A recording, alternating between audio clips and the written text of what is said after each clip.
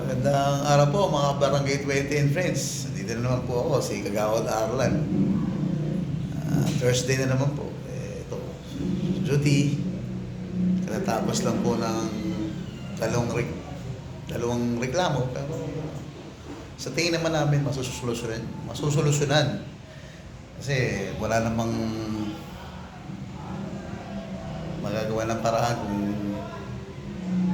hindi pagkasunduin. Pero syempre, desisyon pa rin nila yun kung i-elevate nila o i-akit nila kung ano man saan nila gustong paratingin yung kanilang problema.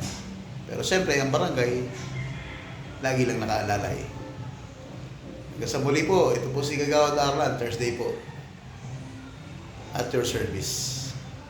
God bless.